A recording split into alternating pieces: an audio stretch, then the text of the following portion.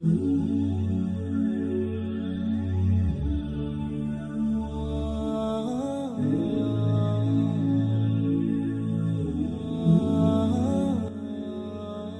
کرام السلام علیکم ورحمۃ اللہ وبرکاتہ۔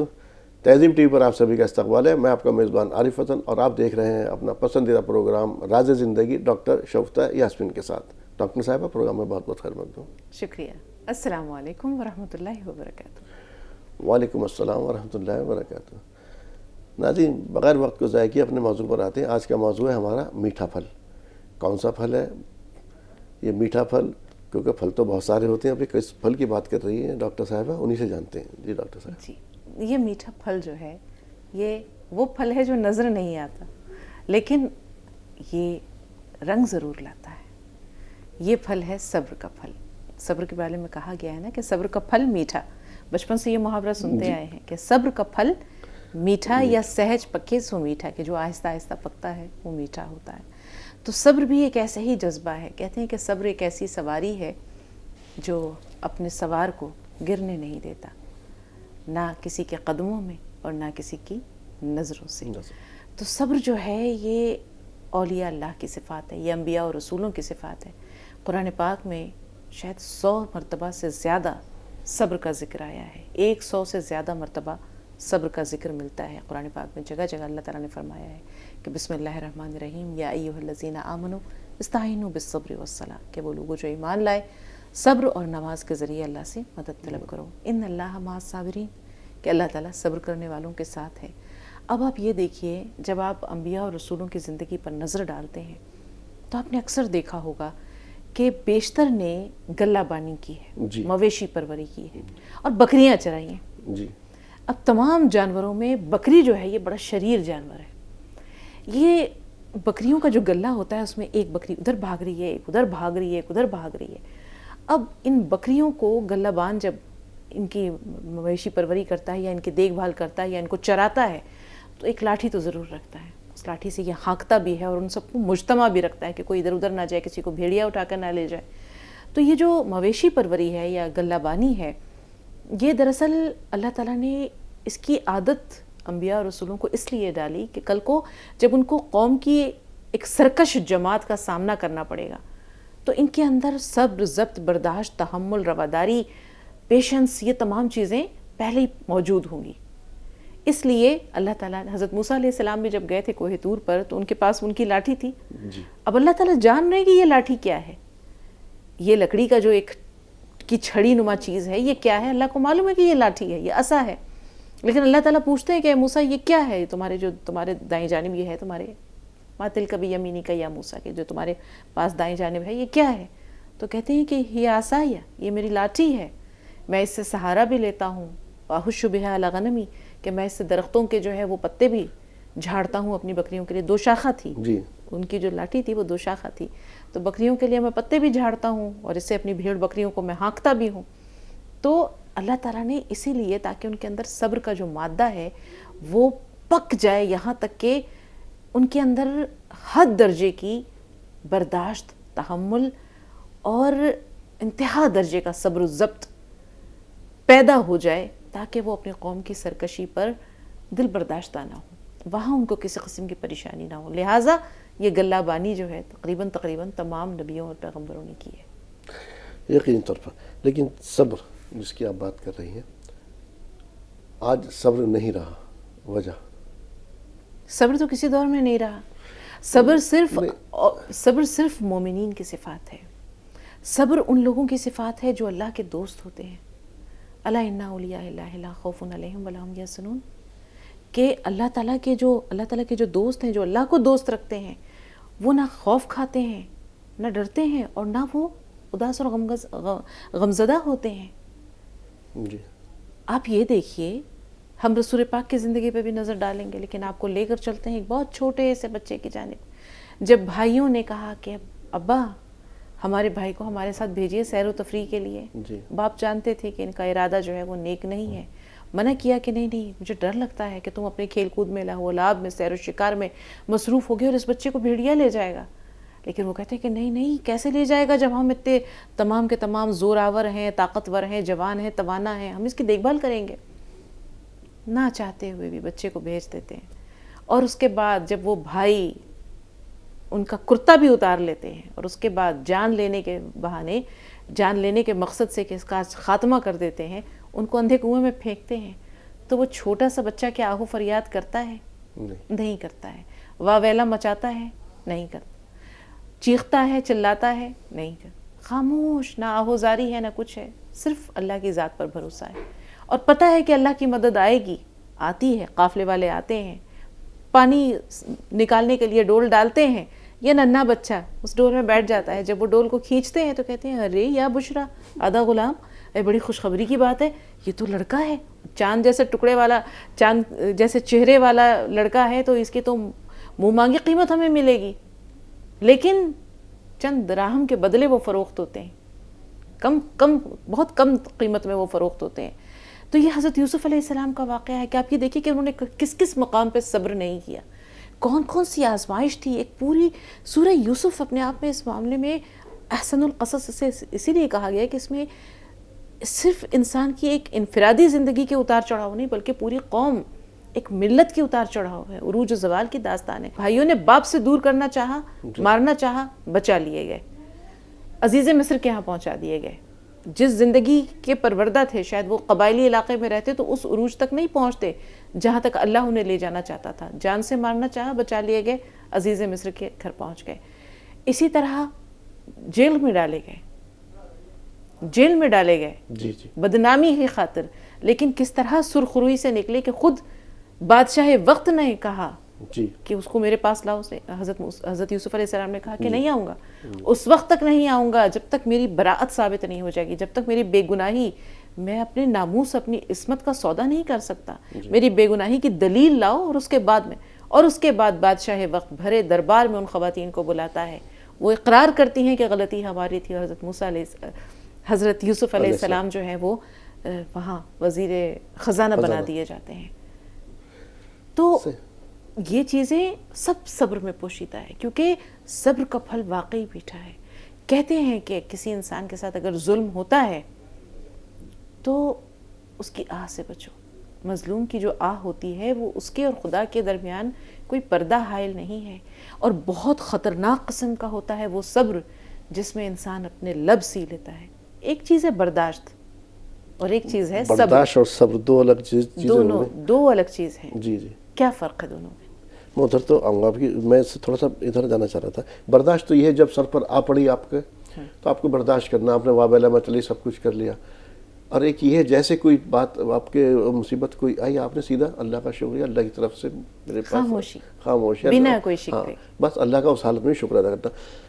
ہم سب آدم کے اولاد ہیں، غلطیاں ہوتی رہتی ہیں، لیکن کبھی جب صبر کا دامن چھوٹنے لگے، انسان ہے یقینی طور پر، ایک مومن صبر کا دامن کیسے چھوڑ سکتا ہے؟ آپ یہ دیکھیے کہ ایک بچہ ہے، بہت خوبصورت واقعہ ہے، سنیے۔ کسی علاقے میں خشک سالی پڑی، قحط پڑا، دور دور تک بارش کا نام و نشان نہیں۔ اب لوگ نکلے کہ چلو میدان میں چلتے ہیں، نماز استسقاء پڑھتے ہیں۔ سارے لوگ ایک وسیع و عریض میدان میں اکٹھے ہوئے، جمع ہوئے۔ ایک چھوٹا سا بچہ بھی ایک چھتری کے ساتھ آیا، تو اس علاقے کے ایک بزرگ نے کہا کہ ننھے میاں، یہ چھتری، آسمان پہ نہ بادل کا کوئی ٹکڑا ہے، نہ بارش کے کوئی آثار ہیں۔ تو اس بچے نے بڑے پتے کی بات کہی، کہا کہ جس اللہ سے مانگنے آئے ہو، اس کی رحمت اور اس کے قدرت پر اتنا بھی بھروسہ نہیں، اس کی رحمت اور اس کے قدرت پر اتنا بھی بھروسہ نہیں۔ تو آپ نے دیکھا ہوگا کہ قرآن پاک میں جگہ جگہ جہاں بھی صبر کا ذکر آیا ہے، صبر کے ساتھ شکر اور پھر توکل کا ذکر آتا ہے۔ جس کو اللہ کی ذات پر کامل یقین ہو، اس کی رحمت پر یقین ہو، اور وہ سونپ دے اپنا معاملہ۔ توکل کا مطلب ہی کیا ہے؟ سراپا سرنڈر کر دینا، بے شک صحیح، پر شکستہ، جس کو کہتے ہیں کہ انتہائی عاجزی کے ساتھ کہ میرے ہاتھ میں تو کچھ نہیں ہے۔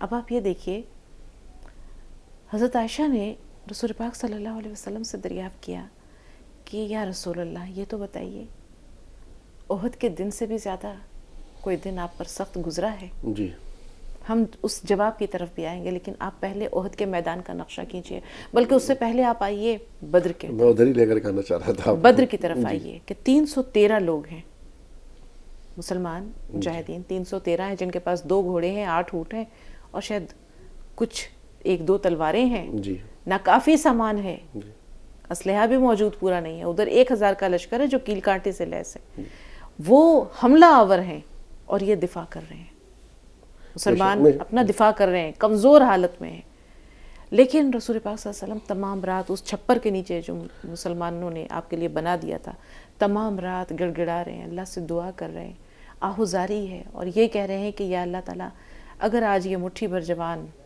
تیری راہ میں ختم ہو جاتے ہیں تو پھر قیامت تک تیرا نام لیوا کوئی نہیں رہے گا۔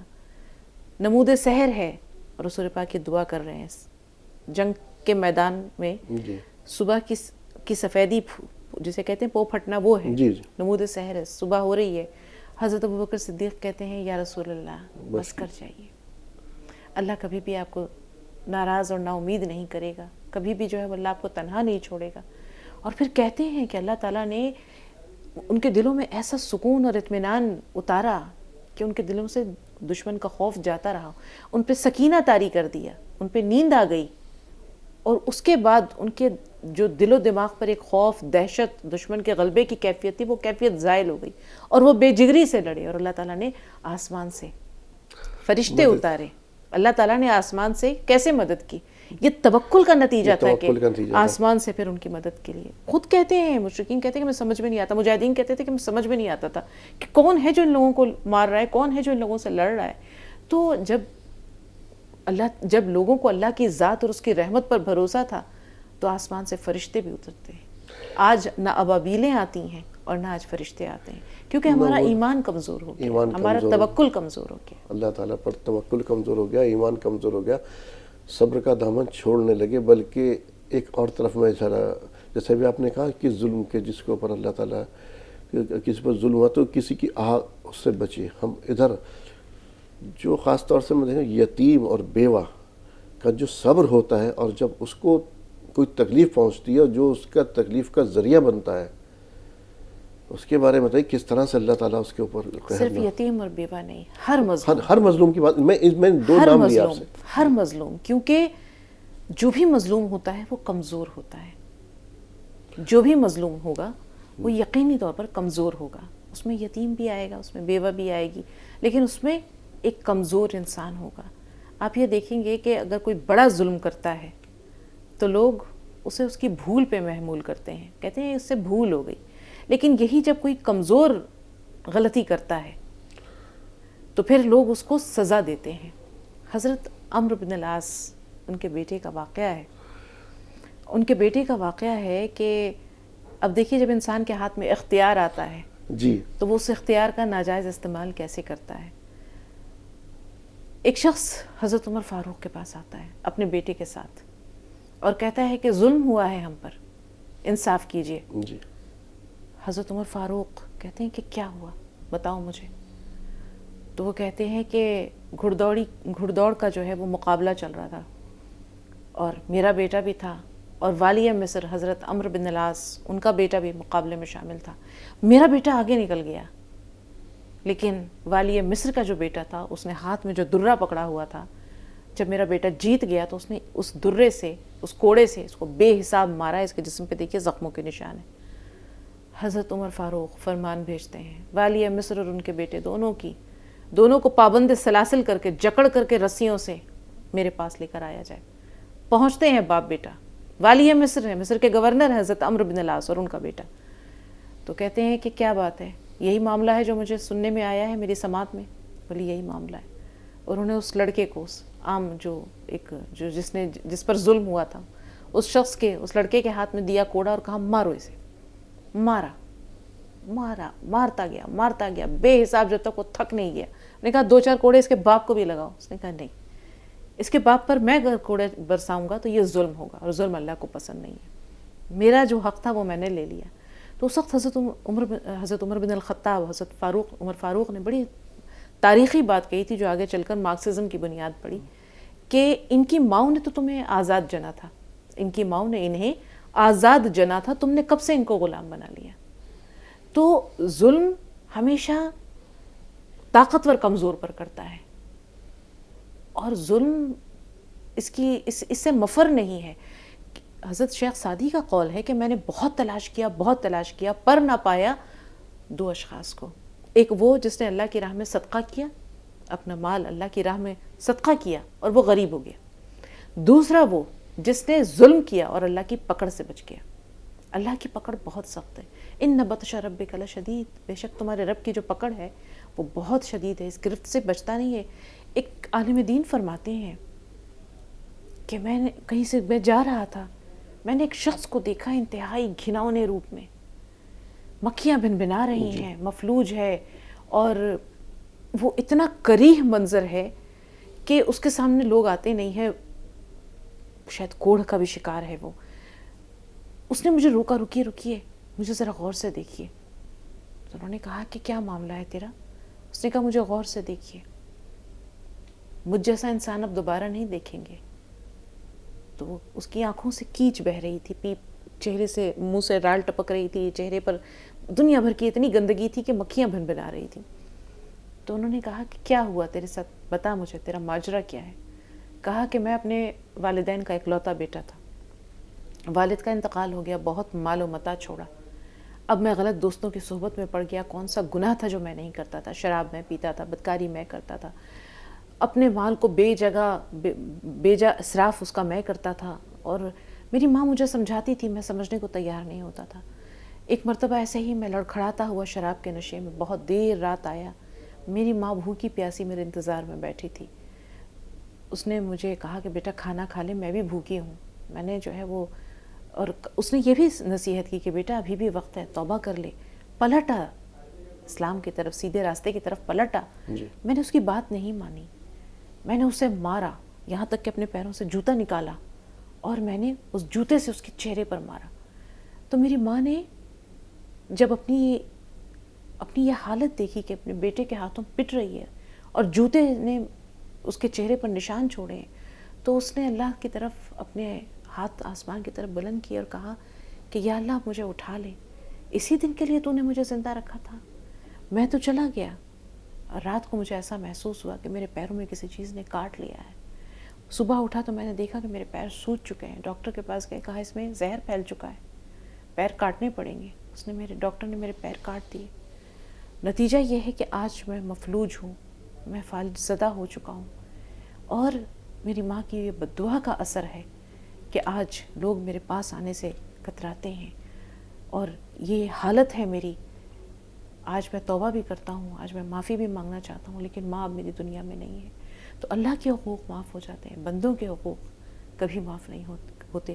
اور کہتے ہیں کہ ظلم جو ہے یہ ایک نہ ایک دن رنگ ضرور لاتا ہے. جی اچھا, جب اللہ تعالی کی طرف سے ہمارے اوپر کوئی بات آتی ہے تو ظاہر سی بات ہر چیز جو ہے اللہ تعالی کی طرف سے ہے ہمارے اوپر, تو کبھی کبھی وہ ہمارے گناہوں کا پھل بھی ہوتی ہے اور کبھی کبھی آزمائش بھی ہوتی ہے.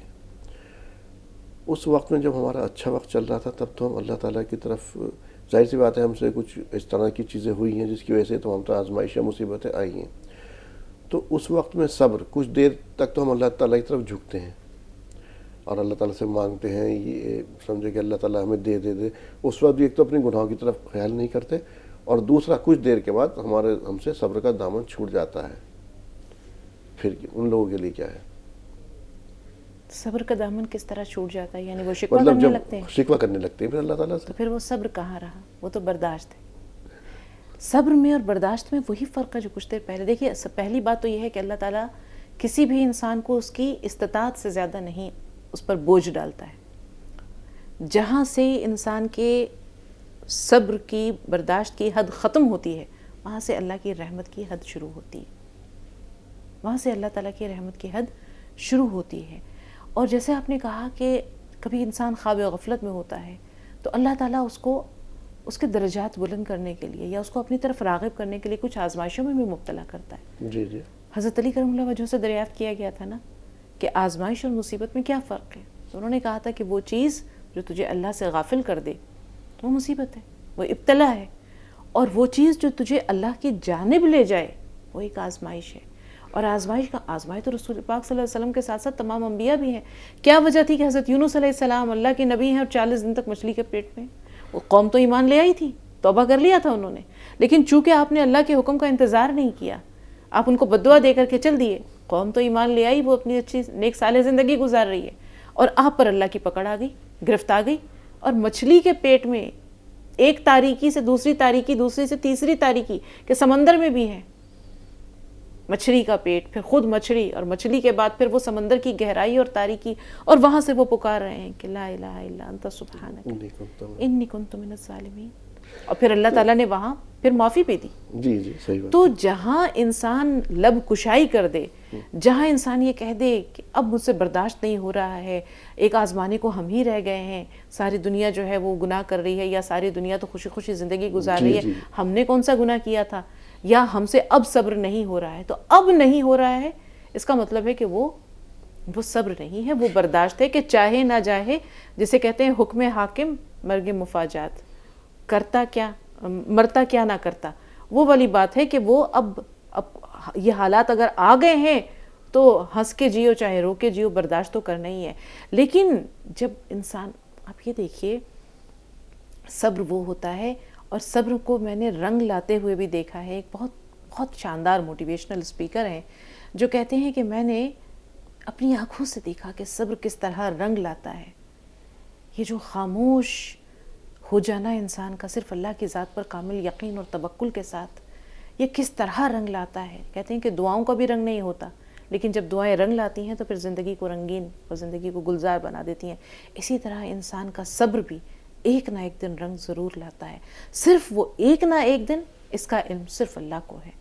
وہ کہے گا کن فیکن، ہو جائے گا، لیکن وہ اپنے بندے کو دیکھتا ہے کہ کہاں تک یہ صبر کر سکتا ہے، کہاں تک اس کے اندر میری ذات پر کامل یقین ہے کہ دن بدلیں گے، حالات پلٹیں گے، اچھے دن آئیں گے، اللہ کی رحمت ہماری طرف متوجہ ہوگی، ہماری زندگی بھی رنگین ہوگی، ہماری زندگی میں بھی خوشیاں اور سکون، اور وہ ایک دن آتا ہے۔ تو انہوں نے ایک واقعہ بتایا، کہتے ہیں کہ میری ایک ہمشیرہ تھیں، ان کے شوہر کا اچانک انتقال ہو گیا، اب 2 چھوٹے چھوٹے بچیاں ہیں ان کے پاس، اب ان کی ڈیڈ باڈی کو لے کر جا رہے ہیں تجہیز و تکفین کے لیے۔ پہلے تو ایمبولنس کے ذریعے گھر لے کر آئے، اور پھر تجہیز و تکفین کے لیے جب ان کو لے جایا گیا قبرستان، بولے کہ نہ ان کی آنکھوں میں آنسو ہے، نہ دونوں بچیوں کی آنکھوں میں آنسو ہے، جن کی دنیا لٹ گئی، اکلوتا سہارا ایک شوہر کا چلے جانا یا والد کا چلے جانا، بے یار و مددگار ہو جانا لوگوں کا، یہ اپنے آپ میں کسی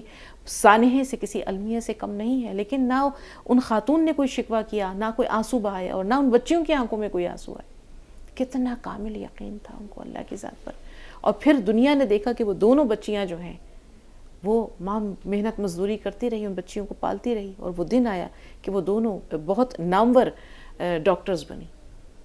جی یقین طور پر آج جو بات کی ہم نے صبر کے بارے میں بات کی، صبر کا پھل ہمیشہ میٹھا ہوتا ہے، اور اگر آپ نے صبر کا دامن چھوڑ دیا کر کیا سکتے ہیں آپ، پھر وہ صبر برداشت کے اندر بدل جاتا ہے، لیکن پھر اس کا اجر یا وہ مرتبہ وہ نہیں رہتا۔ کبھی کبھی ہم سے غلطیاں ہو جاتی ہیں، اس طرح کے ہم سے جملے نکل جاتے ہیں اللہ تعالیٰ کے کبھی، لیکن اگر ایسا کبھی کچھ ہو جائے تو دامن فوراً پھر دوبارہ بارگاہ الہی میں چلے جائے۔ جیسے شاید بیچ میں بات آئی ہے نہیں، جیسے آپ صلی اللہ علیہ وسلم کے واقعہ تھا، اس کے بارے میں جب وہاں طائف میں پہنچے ہیں، وہاں سے جب ہوا تو آپ صلی اللہ علیہ وسلم جیسی شخصیت کے منہ سے بھی نکل گیا تھا کہ اللہ تعالیٰ تو نے مجھے کن کے حوالے کر دیا، لیکن اگلے ہی پل وہ پوری دعا ہے کہ اللہم الیک اشکو ضعف قوتی وقلت حیلتی وہوانی علی الناس یا ارحم الراحمین انت رب المستضعفین وانت ربی الی من تکلنی الی بعید یتجہمنی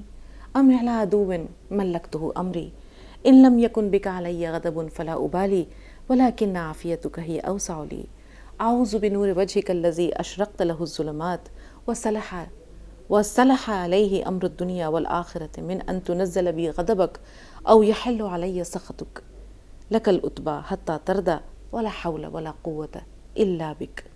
تو بنیادی چیز اللہ تعالیٰ کی رضا ہے، اللہ تعالیٰ کی رضا۔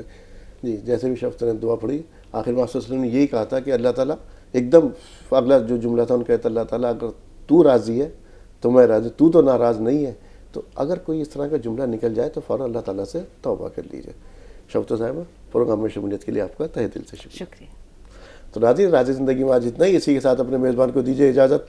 السلام علیکم ورحمۃ اللہ وبرکاتہ.